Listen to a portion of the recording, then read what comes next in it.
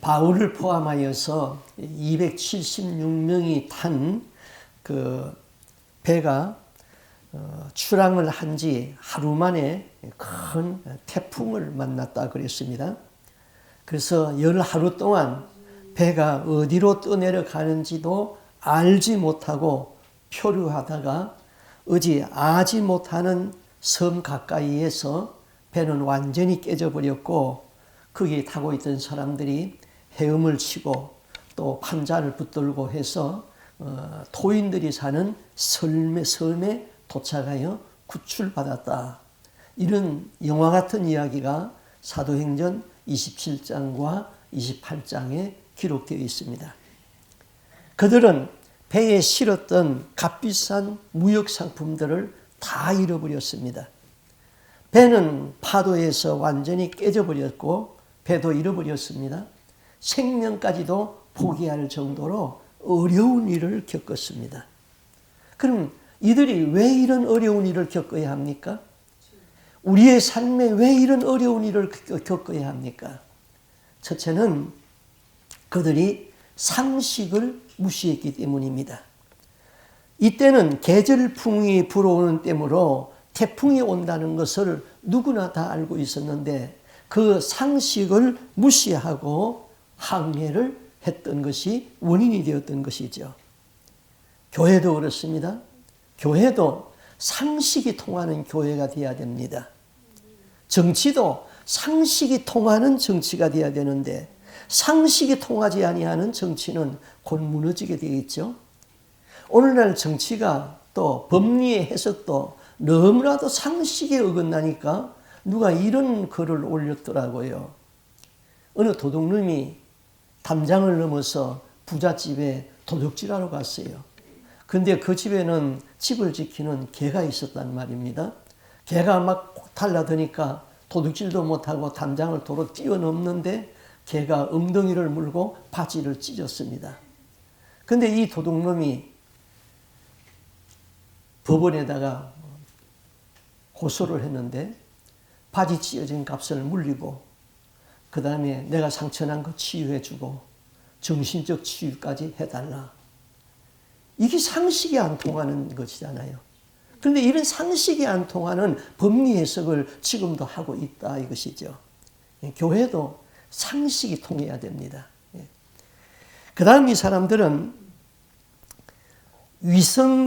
위락시설이 없는 항구에서 무료하게 겨울을 보내려니까 답답했습니다. 그래서 위락시설이 있는 베니스라는 큰 항구에 가서 한겨울을 지나면서 즐기고 싶었습니다. 다시 말하면 그들의 정욕 때문에 이런 어려움을 당했습니다.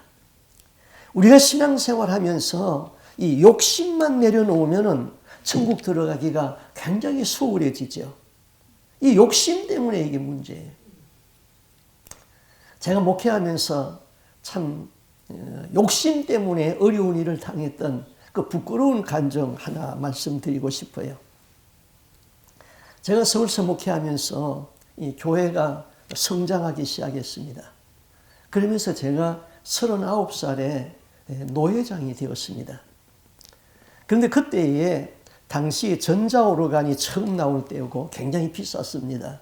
또 25인승 버스가 이제 처음 나왔습니다. 그래서 교회에서는 이 전자오르간과 버스를 1년 사이로 구입하기로 했는데 뭘 먼저 구입하느냐 그런 일이 있었어요. 근데 교회적으로는 이 버스보다는 전자오르간이 더 필요했습니다. 또 성가주의자는 저한테 전자오르간을 이번에 꼭 사달라고 요청을 했어요. 근데 저는 버스가 필요했어요.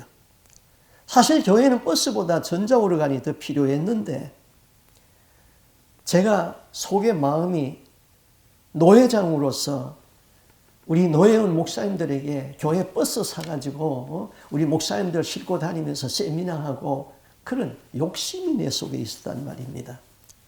그래서 당회에다가 무엇을 먼저 사야 할까 안건을 내놓으니까 또 당회 장로님들이 너무 착해가지고 그 일은 목사님이 알아서 하십시오.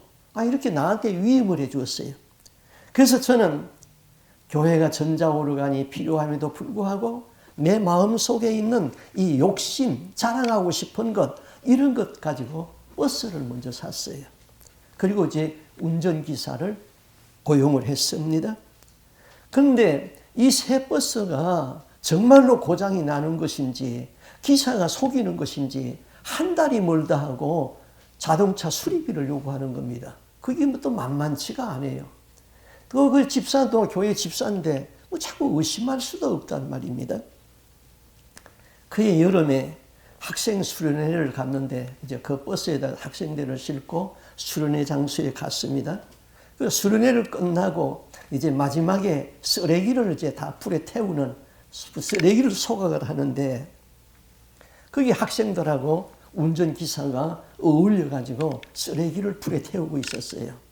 근데 그 쓰레기통 안에 가스가 들어있는 부탄 가스통이 거기 있었던 거예요. 그게 열이 뜨거워지니까 부탄 가스가 그냥 폭발을 하는데 엄청난 소리로 그냥 폭발을 하면서 불꽃이 확 덮어버렸어요.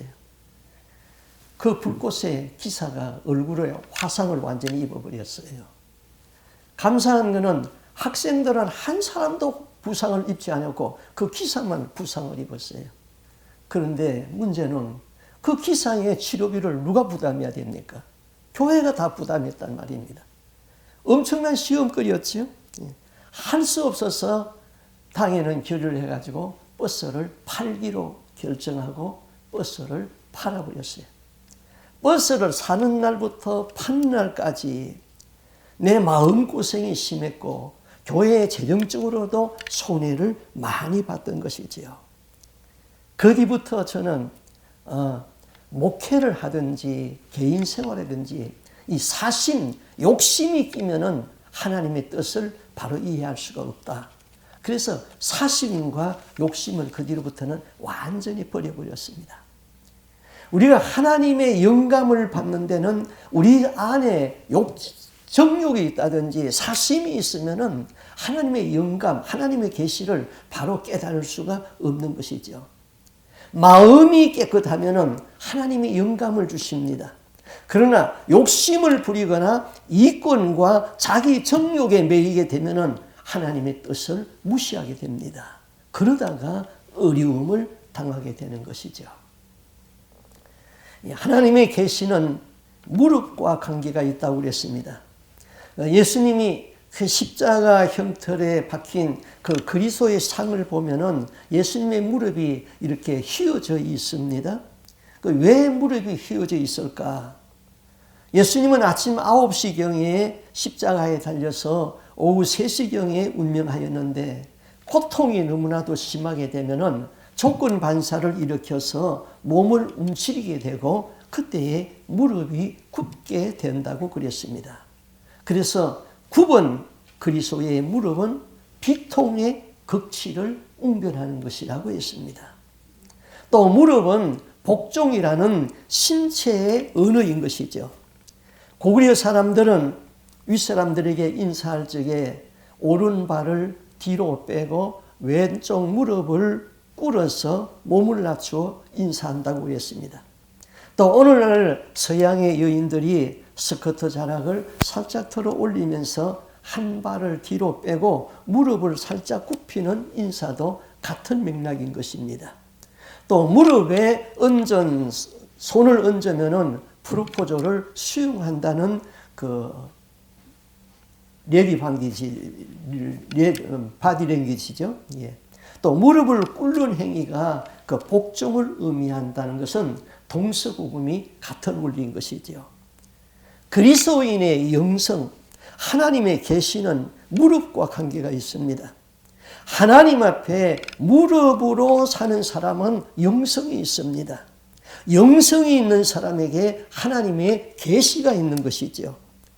바울은 하나님 앞에 기도로 무릎으로 살았습니다. 그러므로 그는 풍랑 가운데서도 하나님의 음성을 들을 수가 있었던 것이죠. 배가 표류하다가 어느 토인들이 사는 섬에 거의 도착했을 적에 배는 아무런 기구가 없기 때문에 바람에 밀려 다니다가 어디에 부딪히면은 배가 깨진다는 것을 선원들은 알았습니다. 이 배는 파손된다. 왜? 배가 바람에 파도에 밀려 다니다가 어디에 부딪힐 것이다. 그러면은 당시 이 배는 나무로 만들었기 때문에 배가 깨지고 물에 가라앉는다. 사병들은, 선원들은 이런 것을 너무나 잘 알았습니다. 그래서 사공들은 이 배가 깨지기 전에 자기들끼리만 먼저 살겠다고 선장이나 선주 몰래, 백부장 몰래 배에 붙어있는 구명선을 몰래 내루기 시작했습니다. 31절에 그렇게 말했죠. 바울이 백부장과 군인들에게 이르되 이 사람들이 배에 있지 아니하면은 너희가 구원을 얻지 못하리라. 그래서 백부장의 명령으로 구명대 줄을 끊어서 아예 배를 바다에다 버려버렸습니다. 이제 선원들이 도망갈 수가 없게 되었죠. 이제는 선원들이 바다에서 훈련된 노련한 기술로 그 배를 움직이게 하여서 육지에까지 닿게 해야 했습니다. 우리는 여기서 인간이 구원받는 데에 어디까지 하나님이 일하시고 어디까지 인간이 일하는가를 생각할 수가 있죠. 하나님은 이미 바울에게 이렇게 말씀했잖아요. 너와 함께 하는 자들을 다 너에게 주었다. 한 사람도 죽지 아니하고 다 산다는 말씀을 이미 주었습니다. 또 이 배가 어느 섬에 걸린다는 것까지 하나님이 바울에게 알려주었습니다. 그렇다면은 선원들이 구명선을 몰래 타고 자기들만 살겠다고 도망을 해도 배에 있는 사람들은 구원받을 것 아닙니까? 하나님이 이미 말씀했으니까. 그런데 바울은 이렇게 말하잖아요. 이 사람들이 배에 있지 아니하면은 너희가 구원을 받지 못하리라. 자, 뱃사공들에게 백사공들은 풍랑에 대한 지식이 있고 또 그 배를 관리하는 능력이 있고 또 이 뱃사공들은 온갖 풍랑에 대한 경험이 있습니다. 그러므로 지금은 뱃사람들의 노련한 경험과 지식이 절대로 필요한 때이죠. 하나님의 능력과 관계없이 이들 뱃사랑이 필요하다는 것입니다. 하나님의 약속 안에서도 저들이 하여야 할 일이 있다는 것이죠. 자, 인간이 구원을 받는데 어디까지 하나님께서 일하시고 인간의 수고는 어디까지 해야 되는가? 하나님의 능력이 부족해서 보충적 의미로 인간의 노력이 필요하다? 그런 건 아닙니다. 우리는 그렇게 잘못 생각하기가 쉽잖아요. 그러나 하나님의 능력이 부족해서 우리의 수고가 필요한 것은 아닙니다. 복음서에 보면은 달란트의 비유가 있잖아요. 주인이 타국에 갈 적에 종들을 불러서 그 종들의 능력에 따라서 한 사람은 5달란트, 한 사람은 2달란트, 한 사람은 1달란트를 맡겼습니다.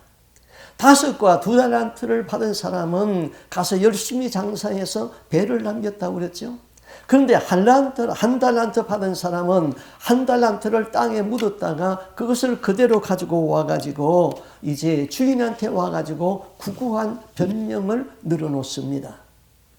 당신은 굳은 사람이라 심지 않은 데서 거두고 해치지 않은 데서 모으는 줄을 알아서 나는 이것을 땅에 묻어 두었다가 1달란트 그대로 가지고 왔다는 것입니다. 그런데 주인은 이 사람을 뭐라고 책망했습니까? 첫째는 이 악하고 게으른 종이라고 그랬습니다. 그 다음 두 번째는 이 악하고 게으른 종을 바깥 어두운 곳에 내어 쫓아라. 거기서 슬피 울며 이를 갈미 있다 그랬습니다. 이 사람은 게으름을 피우면서도 자기가 마땅히 해야 할 일을 하지 아니하면서도 주인에게 책망받는다는 것을 생각하지 못했습니다. 그는 자기 논리에 미혹당했던 것입니다. 같은 시간에 다른 동료들은 맡겨진 달란트를 몇 배를 남기고 일을 하고 있었습니다. 그 사실을 모르고 있었지요. 이 사람이 무엇이 잘못되었습니까? 신학이 잘못되어 버렸어요. 하나님을 오해했어요. 하나님은 능력이 많으니까 나는 아무런 일을 하지 아니해도 하나님은 다 할 수 있다. 또 이 사람은 게으름을 피우면서도 자기는 잘하고 있다고 한 것이지요. 태풍은 인간이 마음대로 할 수 없습니다. 그러나 배를 조종하고 그 다음에 그 뱃사공들의 기술은, 능력은, 경험은 배를 움직이게 할 수 있는 것이지요. 그것은 인간이 해야 할 부분인 것입니다. 쉬운 예로 우리 모두 다 감기 걸립니다. 그래서 기도합니다. 이 감기 귀신아, 내가 예수 이름을 명하노니 떠나라. 안 떠납니다. 어떻게 하면 떠나죠? 약국에 가서 감기약 사 먹으세요. 그러면 떠나요. 그런데 약국도 없고 병원도 없는 저 선교지의 깊은 골짜기에서 감기 걸렸어요. 그때는 이 감기야 예수 이름으로 떠나라. 떠납니다. 그거는. 주님께서는 십자가에서 피 흘려서 다 구원을 이루어 놓았습니다. 그렇다고 우리는 가만히 있어도 다 구원받는 것 아닙니다.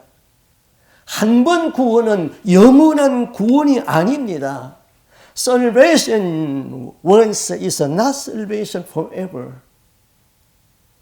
이 주님이 이뤄놓은 구원을 내가 선택을 해야 됩니다. 내가 마음을 열어서 받아들여야 됩니다. 내가 구원받은 것을 감사하면서 하나님의 계명을 지켜야 하는 것이지요. 내가 죄를 지었다면 내가 회개를 해야 하는 것이지요. 말을 물가에까지 끌고 갈 수는 있지만은 말을 억지로 물을 먹일 수는 없다 그랬습니다. 주인이 말을 물가에 끌고 가기까지는 주인이 해도 물을 마시는 것은 자기 스스로 물을 마셔야 되는 것입니다. 주님께서는 우리의 수고를 통하여서 역사하는 것이죠. 하나님이 우리에게 건강을 주시는 것도 내 수고와 나의 절제를 통하여서 역사하는 것이죠. 나는 절제하지 아니하고 다 먹을 것 먹으면서 방탕하면서 담배 피우면서 하나님 건강 주세요. 하나님 응답하지 않지요. 자, 어떤 사람이 담배 피우다가 폐암에 걸렸습니다. 그러면은 담배를 끊고 하나님 고쳐주세요. 그러면은 하나님이 고쳐주시죠. 그런데 하나님, 내가 이 담배 몇 년 피우는지 아십니까? 40년 피웠잖아요. 나 이거 절대 못 끊어요. 그러면 하나님이 못 고쳐주시는 것이 아니라 안 고쳐주는 것이지요. 자, 이런 실험을 했다고 해요. 어떤 과학자가 쥐에게 술을 먹이려고 술과 물을 갖다 놓고 두면은 정상적인 쥐는 물을 먹고 술을 마시지 않는데요. 그런데 쥐에다 대고 스트레스를 줍니다. 철창 안에 갖다 놓고 막대기로 막 자꾸 찔리면은 쥐가 찍찍찍찍 그러면서 막 돌아다니다가는 나중에는 스트레스가 크게 다하면은 술을 먹는답니다. 술을 먹고 난 쥐는 그 다음에는 거드름을 피운다는 거예요. 쥐도 술 먹으면 거드름 피우는데 인간이 술 먹으면 거드름 피우게 되어 있는 것이지요. 우리는 하나님의 일반 은총과 하나님의 특별 은총을 구별할 줄 있어야 되는 것이죠. 약을 쓴다고 믿음이 없는 것이 아닙니다. 거기에도 하나님의 은혜가 있는 것이지요. 약과 병원은 하나님이 주신 일반 은총입니다. 그러나 인간의 능력이 미치지 않는 것에는 하나님의 능력이 나타나죠. 그것은 하나님의 특별 은총인 것이죠. 지난주에 그 워싱턴에 사는 한 성도가 저희 교회 예배에 참석했잖아요. 이분이 머리가 아파가지고 계속 머리가 아파서 병원에 가서 조사를 했더니 뇌 속에 조그마한 혹이 생겼어요. 이 혹이 너무너무 머리를 아프게 하는 거예요. 근데 병원의 의사의 말은 지금 혹이 너무 적기 때문에 조금 더 있다가 이제 뇌파 검사를 해봐야 되는데, 그때에 이 혹을 떼내면은 오른쪽 반신, 오른손, 오른쪽 다리 완전히 못 쓴다는 거예요. 근데 그분 남편은 또 파킨슨 병이 걸려가지고 이 몸이 자꾸 굳어가는 거예요. 그래서 이 아내의 도움이 필요한 거예요. 딸 하나 데리고 있어요. 이 부모 둘을 또 딸이 보필하려니까 뭐 얼마나 짜증이 나겠어요. 힘들지 않겠어요? 그 또 짜증을 내면은 뭐 그렇게 말대꾸하다 보면은 또 머리가 너무너무 아프고, 그래서 어떻게 해서 이제 소개를 받아가지고 저희 교회까지 기도를 받으러 왔어요. 그 전에 집사람이 한번 기도해주고 지난 주일날 예배 끝나고 같이 기도해 주었어요. 기도하는데 내 마음에 성령의 임재가 왔어요. 주님이 고쳐주신다. 기도하는데 그분이 머리를 만지면서 저를 쳐다보더라고요. 하나님이 고쳐주셨구나. 그저께 전화가 왔어요. 목사님, 이제 머리 하나도 안 아파요. 목사님, 사모님 감사해요. 하나님이 그분의 해결을 받으시고 하나님이 저희 부부를 도구로 사용해 주셔서 고쳐주셨어요. 그거는 하나님의 특별한 은총이지요.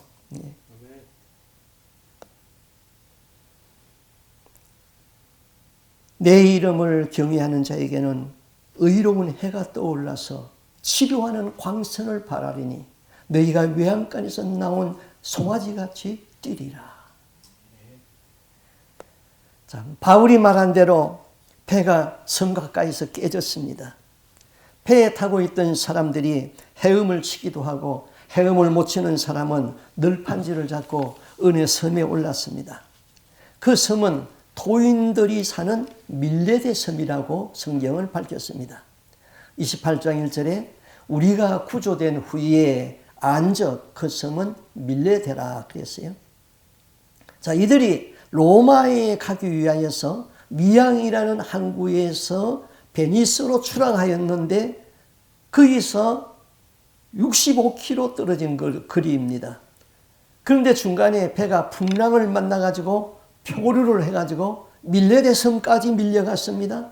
밀레데 섬까지는 800km였습니다.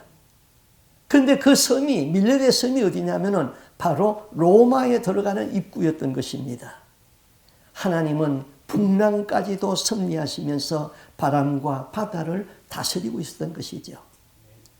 밀레데 섬에서 불을 피워서 젖은 옷을 말리고 있었습니다. 바울이 불을 피우기 위하여서 나뭇가지를 집었을 적에 불에다 넣었는데 독사가 여기를 물고 늘어지고 중중 있습니다. 그래서 그 독사를 불에다 그냥 틀어 넣었습니다. 밀레데 사람들은 그 독사에 대해서 잘 알고 있습니다. 성경은 이렇게 기록했어요. 28장 3절에 바울이 나무 한 묶음을 거두어 불에 넣으니 그 뜨거움으로 말미암아 독사가 나와 그 손을 물고 있는지라. 원주민들이 이 짐승이 그 손에 매달려 있음을 보고 서로 말하되 진실로 이 사람은 살인한 사람이다. 바다에서는 구원받았으나 공의가 그를 살지 못하게 하는도다. 바울이 그 짐승을 불에 떨어뜨려도 조금도 상함이 없더라. 섬 사람들은 바울에 대해서 생각했습니다. 저 사람이 저렇게 뱀에게 물린 것을 보니 죄인인 것이 틀림이 없다. 바다에서는 풍랑에서 살았지만은 저렇게 뱀에게 물려 죽는구나. 그런데 바울이 뱀을 불에다가 떨어뜨렸는데 바울이 죽지 않습니다. 그러니까 이제는 섬 사람들이 또 달리 생각합니다. 저 독사에게 물려도 죽지 아니하는 것을 보니 저 사람은 하늘에서 내려온 신이 분명하구나. 성경은 이렇게 말했잖아요. 너희가 뱀을 집으며 무슨 독을 마실지라도 해를 받지 아니하리니. 그때에 그 섬의 추장의 아버지가 열병과 이질로 앓고 있었습니다. 그 당시 이 열병과 이질은 고치기 힘든 병이었죠. 그런데 바울이 들어가서 기도해 줘서 고쳤습니다. 그 소문이 온 섬에 퍼져나갔습니다. 섬에 있는 많은 병자들이 몰려왔습니다. 바울이 일일이 기도해서 그 병자들을 다 고쳐주었습니다. 그래서 그 배에 타고 있던 276명의 사람들이 바울 때문에 섬 사람들로부터 많은 도움을 받았죠. 8절 이하에 부벌려에 붙인 이 열병에 이질에 걸려 누워있거늘 바울이 들어가서 기도하고 그에게 안수하여 낫게 하며 이러므로 섬 가운데 다른 병든 사람들이 와서 고침을 받고 후한 예로 우리를 대접하고 떠날 때에 우리 쓸 것을 배에 실었더라. 복음은 최악의 상황에서 최선의 상황으로 바꾸어 놓았습니다. 바울 때문에 276명의 생명이 살았습니다. 바울 때문에 섬 사람들이 복음을 듣고 병에서 나았습니다. 하나님은 바울을 복의 통로로 사용했습니다. 바울은 하나님이 함께하는 사람이죠. 하나님이 함께하는 사람은 그 사람 때문에 가족이 삽니다. 그 사람 때문에 사회가 살고 그 사람 때문에 나라가 건강해질 수가 있는 것이죠. 사도행전 27장 24절 바울아 두려워하지 말아라. 네가 가이사 앞에서 서야 하겠고 또 하나님께서 너와 함께하는 자들을 다 너에게 주었다. 하나님이 선장에게나 백부장에게 이런 말을 하였다면 이해가 가는데 그 배에 타고 있는 제수 중에 한 사람인 바울에게 이 말을 했습니다. 하나님이 말씀이 있은 후부터 선장과 선주와 백부장과 군인들이 다 바울이 시키는 대로 합니다. 선장은 배를 움직이게 하는 최고의 실권자입니다. 선주는 선장을 고용한 사람입니다. 회사로 말하면 사장입니다. 백부장은 로마의 사법부로부터 권세를 부여받은 사람입니다. 권위가 있다면 이 사람들에게 있어야지 어떻게 제수의 몸으로 가는 바울이 하라는 대로 합니까? 이것이 하나님이 함께하는 권세인 것이죠. 미국의 대통령은 권총 한 자로 가지고 있지 않습니다. 그러나 130만의 미군과 전 세계에 대항해서 전쟁을 해도 이길 수 있는 그 무기를 자기 말을 한마디로 움직일 수가 있죠. 그것이 바로 국가의 최고 원수라는 권세가 있기 때문인 것입니다. 권세와 힘이라는 것은 꼭 칼을 가지고 쓰는 것만은 아니지요. 우리 눈에 보이지 아니하는 영적인 권세가 있습니다. 하나님께서 우리에게 주시는 영적인 권세는 눈에 보이지 않습니다. 그러나 그 권세가 삶의 현장에 나타나는 것입니다. 하나님이 아브라함에게 말씀했습니다. 하나님께서 아브라함에게 너를 축복하는 자를 내가 축복하고 너를 저주하는 사람에게 내가 저주하리라. 하나님이 아브라함을 불렀을 적에 그는 한 가정에 불과했습니다. 그러나 그가 애굽에 내려갔을 때에 바로 왕이 그를 두려워했습니다. 바로는 아브라함에게 큰 재물을 주어서 내보냈습니다. 그날 왕 아비멜렉이 아브라함을 두려워했습니다. 그래서 그에게 땅도 주고 그에게 재물도 주었습니다. 왜냐하면 하나님께서 아비멜렉의 꿈에 나타나가지고 아브라함은 선지자라고 알려주기 때문이지요. 하나님이 다니엘과 함께 했습니다. 다니엘은 느부갓네살 외에 다른 신에게 하지 말라는 왕의 명령을 지키지 아니하고 그는 하루 3번씩 예루살렘을 향하여 창문을 활짝 열고 기도하다가 사자굴에 들어가게 되었습니다. 그러나 하나님께서 그 사자의 입을 봉했다고 그랬죠. 다니엘이 아무런 해함도 받지 아니했습니다. 느부갓네살은 다니엘을 모함하던 자를 사자굴에 던져 넣으라고 그랬습니다. 사자가 그들이 땅에 떨어지기 전에 그들을 찢었다 그랬습니다. 바울이나 아브라함이나 다니엘이나 모세, 이들은 다 하나님께서 함께했던 사람이죠. 여러분이 사람을 만나고 비판하고 불평하고 그러면 까다로운 사람이 되죠. 그러면 옆에 좋은 사람들이 붙어있지가 않습니다. 그러나 하나님이 함께하는 사람에게는 평탄할 적에는 잘 모릅니다. 그러나 세상이 어렵고 고난과 환난이 있을 적에는 하나님의 사람들이 필요한 것입니다. 하나님의 사람들은 하나님이 특별 관리를 합니다. 다니엘을 하나님이 특별히 관리했습니다. 요셉을 하나님이 특별히 관리했습니다. 아브라함을 하나님이 특별히 관리했습니다. 바울을 하나님이 특별히 관리했던 것이죠. 하나님이 여러분을 특별히 관리할 수 있는 하나님의 사람들이 되기를 부탁을 드립니다. 자, 바울은 그곳에서 겨울을 나고 이듬해에 로마에 도착했습니다. 28장 15절에 그곳 형제들이 우리 소식을 듣고 앞비오 광장과 트레이서 타베르네까지 맞으러 오니 바울이 그들을 보고 하나님께 감사하고 담대한 마음을 얻으니라. 자, 바울이 이제 로마에 온다는 소식이 로마에 있는 성도들에게 알려졌습니다. 그런데 바울을 영접하기 위하여서 사람들이 왔는데 그들이 사는 곳에서 바울을 영접하러 온 곳까지는 65km입니다. 사흘을 걸어서 와야 하는 거리예요. 그들이 바울을 영접하기 위하여서 사흘을 걸어와서 바울을 만났다. 이것이 바로 그리스도 안에 있는 한 형제의 사랑인 것이죠. 28장 16절 우리가 로마에 들어가니 바울에게는 자기를 지키는 한 군인과 함께 따로 있게 허락하니라. 바울이 로마에 들어갔습니다. 로마의 근위대 병사 한 사람이 바울을 지키도록 하고 바울에게 마음대로 사람을 만날 수 있도록 허락을 해 주었어요.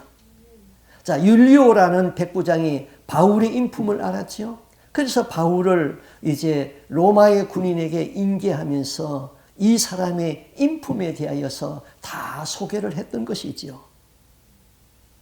사도행전 28장 28절 그들이 날짜를 정하고 그가 유순하는 집에 많이 오니 바울이 아침부터 저녁까지 강론하여 하나님 나라를 증언하고 모세의 율법과 선지자의 말을 가지고 예수에 대하여 권하더라.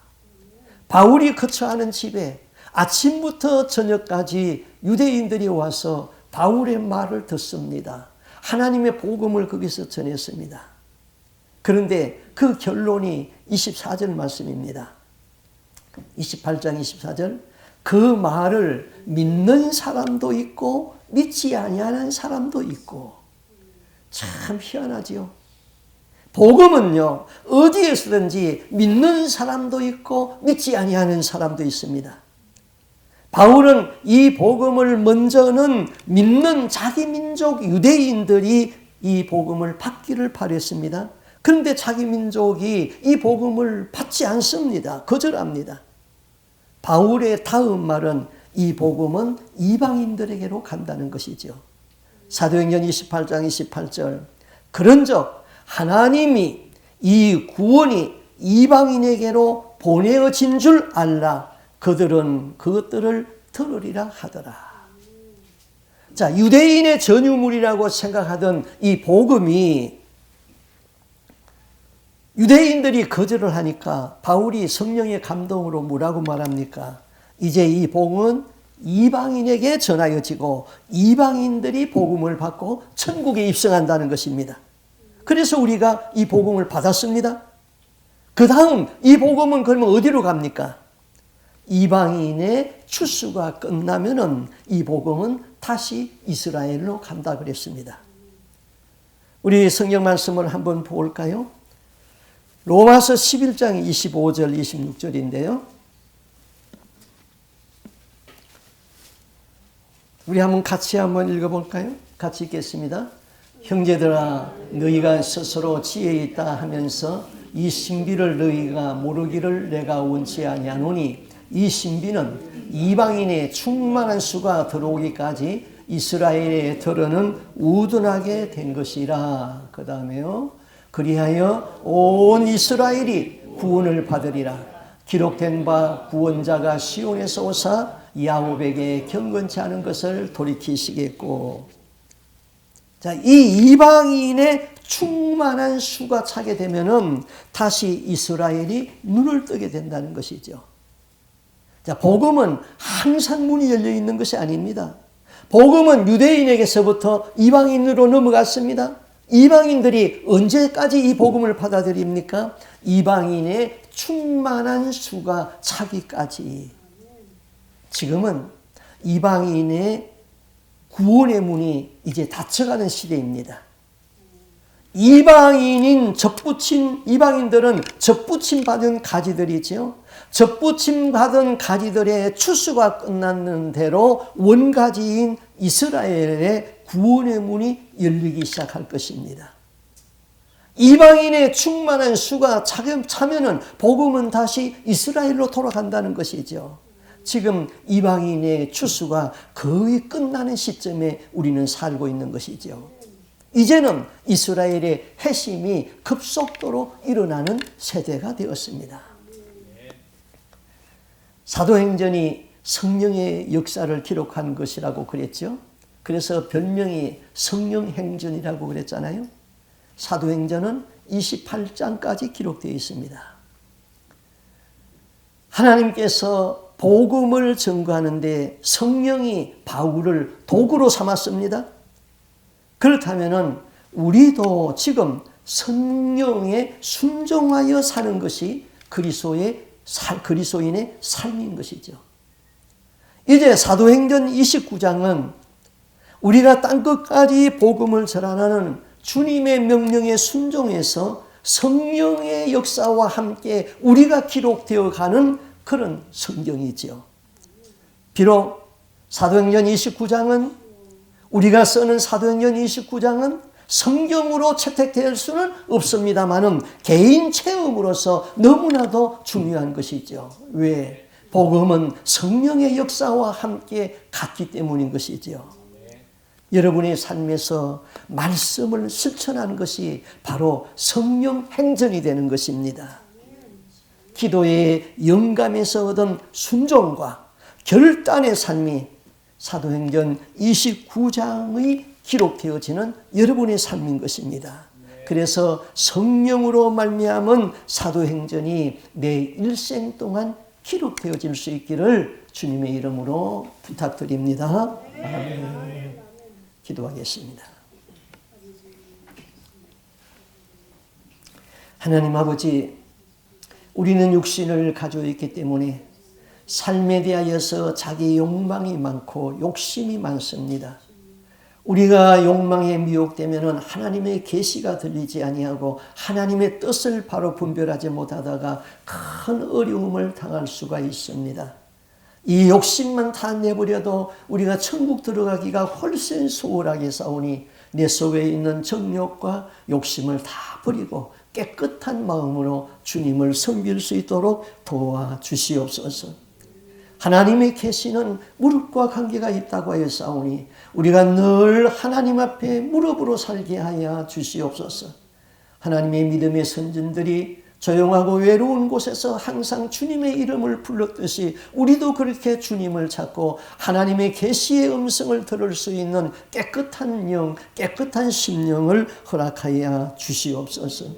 주님, 이방인의 추수가 충만한 수까지 차서 다 끝나면은 다시 이 복음은 이스라엘로 돌아간다고 했습니다. 지금은 이제 이방인의 충만한 수가 거의 차가기 때문에 이제는 우리가 구원받는 것이 많지가 않습니다. 이삭 죽기의 시대가 되었습니다. 우리가 그 안에 들어와 싸우니 구원에서 낙오되지 아니하고 이 믿음을 잘 지키며 우리의 삶에 성령이 함께하여서 성령의 행전을 기록할 수 있는 우리의 삶이 되게 하여 주시옵소서.